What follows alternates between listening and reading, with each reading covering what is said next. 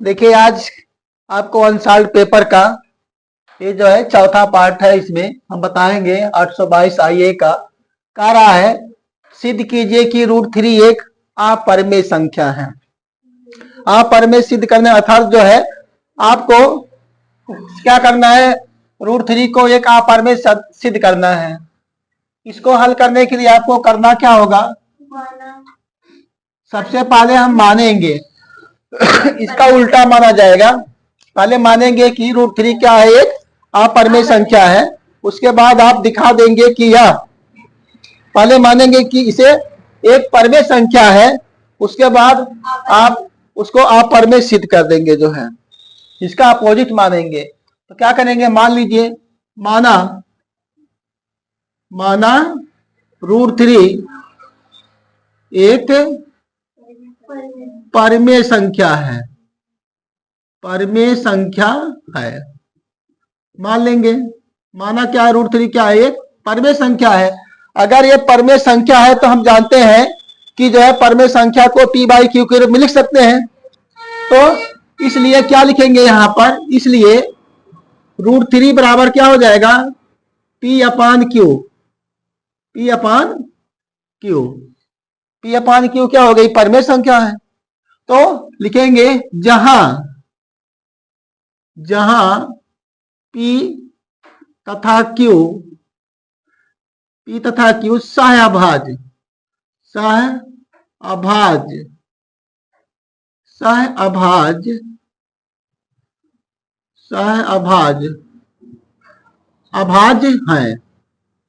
अभाज्य है तथा q is not equal to 0, p और q क्या है, सहअभाज्य है और q का मान 0 नहीं है। अब इसमें एक चीज और मान लेंगे, पुनः यहां पर आप क्या करेंगे, पुनः माना p तथा q में एक के अतिरिक्त वन के अतिरिक्त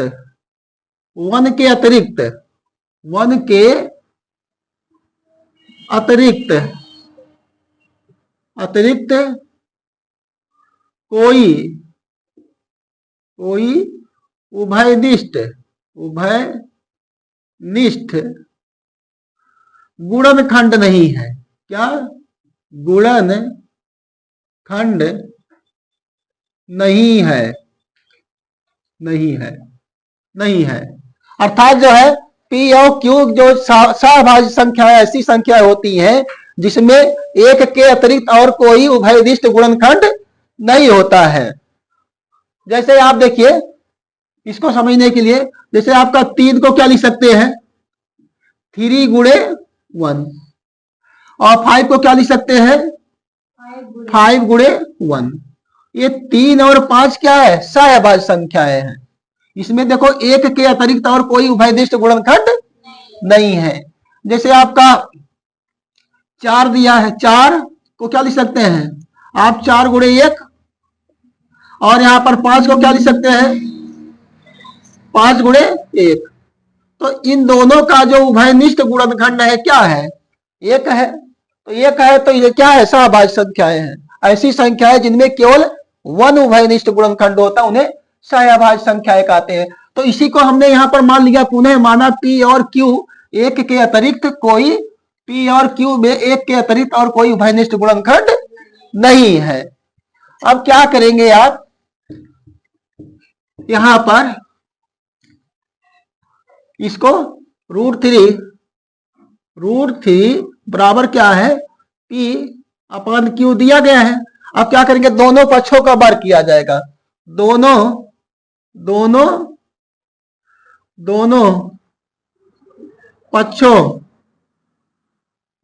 पक्षों का वर्ग करने पर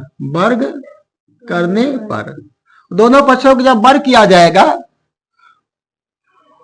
तो यहां पर क्या मिल जाएगा, √3 का होल स्क्वायर बराबर क्या होगा, पी अपॉन क्यू का होल स्क्वायर। तो यहां पर क्या हो जाएगा, इसको मान लिया, यहां पर समीकरण 1 मान लीजिए, समीकरण 1 हो गया। अब इसका क्या करेंगे, जब वर्ग किया जाएगा तो यहां पर क्या होगा, ये √3 बन जाएगा। यहां से रूट स्क्वायर से क्या होगा, कर्ली हट जाएगा, स्क्वायर से कर्ली हट जाता है, कट जाता है, तो ये मिल जाएगा 3 बराबर क्या हो जाएगा, P square upon Q square, P square बटे क्यू स्क्वायर। अब क्या करेंगे, इसको यहां ले आइए, इसको ऐसे, इसको यहां ले आइए, इसको यहां ले जाइए, तो यहां पर क्या हो जाएगा, क्यू स्क्वायर बराबर क्या हो जाएगा, पी स्क्वायर अपॉन 3। पी यहां पर क्या मिल गया, यहां पर पी स्क्वायर अपॉन 3। इससे यह पता चलता है कि पी स्क्वायर क्या 3 से डिवाइड होगा, डिवाइड होगा या विभाज्य होगा। तो यहां लिखेंगे, यहां पर दिस इंप्लाइज 3, यहां पर क्या लिखे 3, यहां पर क्या हो जाएगा 3 पी स्क्वायर को विभाजित करता है, विभाजित विभाजित करता है। और जब यहां पी स्क्वायर को विभाजित करता है तो इसका जो वर्गमूल होगा वो भी क्या होगा, 3p को भी विभाजित करेगा, फिर क्या होगा, पी स्क्वायर को भी विभाजित करेगा। तो यहां पर इसको मान लेंगे समीकरण नंबर कौन सा, 2 मान लीजिए, समीकरण नंबर 2। जैसे यहां पर देखिए आपका, यहां पर 5 का स्क्वायर है, 5 का स्क्वायर 5 से कटेगा, 5 का स्क्वायर अगर ये 5 से कट रहा है तो इसका जब वर्गमूल लिया जाएगा तो क्या होगा, ये भी तो 5 से कटेगा, ये भी तो 5 से कटेगा। अर्थात जो है अगर कोई संख्या उसके स्क्वायर को विभाजित कर रही है तो उसके वर्गमूल को भी विभाजित करेगी।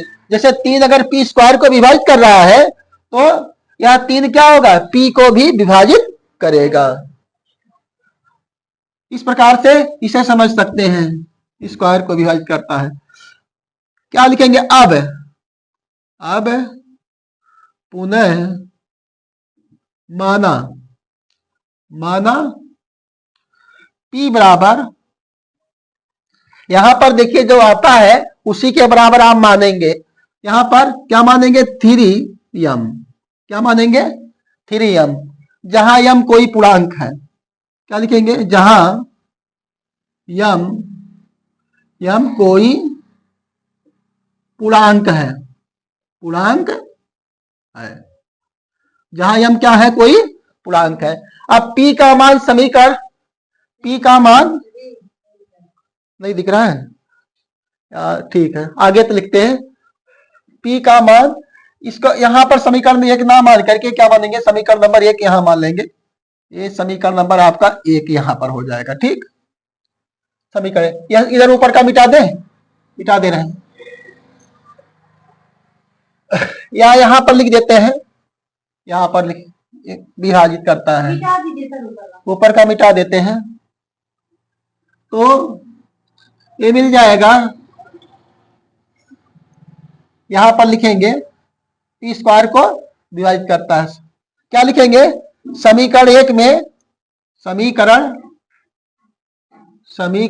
1 में p का मान रखने पर,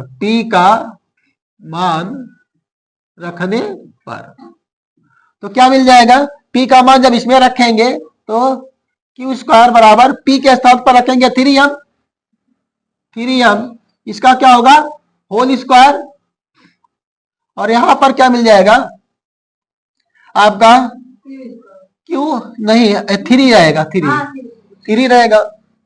अब इसको और हल किया जाए तो क्यू स्क्वायर बराबर 3 तरीका ये 9, m स्क्वायर बटे में क्या हो जाएगा 3, यहां से 3 से कट जाएगा, ये 3 करने 3 तरीका 9, तो क्यू स्क्वायर बराबर क्या मिल गया, 3m स्क्वायर,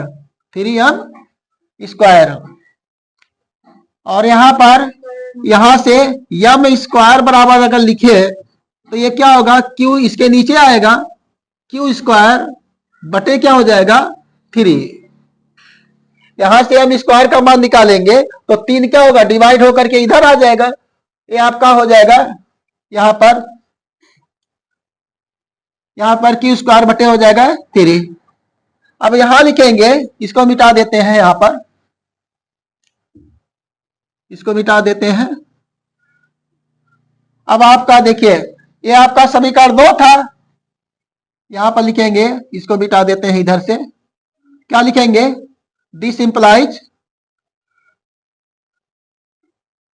3 क्यू स्क्वायर को विभाजित करता है, विभाजित करता है, दिस इंप्लाइज 3 क्यू को भी विभाजित करेगा। इसको मानेंगे समीकरण नंबर 2, नहीं 2 क्या 3 हो जाएगा, समीकरण नंबर ये 3 हो जाएगा। अब देखिए आपका समीकरण नंबर ये आपका 3 है, ये समीकरण नंबर आपका 2 है, तो समीकरण 3 और 2 से इसको मिटा दें हम, यहां पर इसको मिटा देते हैं। समीकरण आपका 3 यहां पर पहले से यहां लिख देते हैं, समीकरण 3 यहां पर भी लिख देते हैं, यहां लिखेंगे समीकरण 2 और 3 से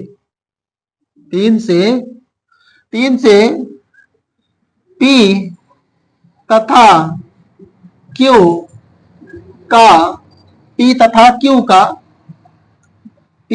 क्यू का एक उभयनिष्ठ गुणनखंड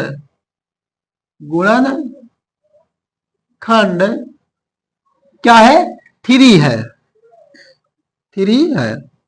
देखो उसमें 3 से विभाजित कर रहा था, क्यू को, और उसमें दूसरे वाले में क्या विभाजित कर रहा था, पी को 3 से, तो उसका क्या हो गया, दोनों का एक उभयनिष्ठ गुणनखंड क्या आ गया, 3 है। जो इस मान्यता का विरोध करता है कि पी और क्यू का एक के अतिरिक्त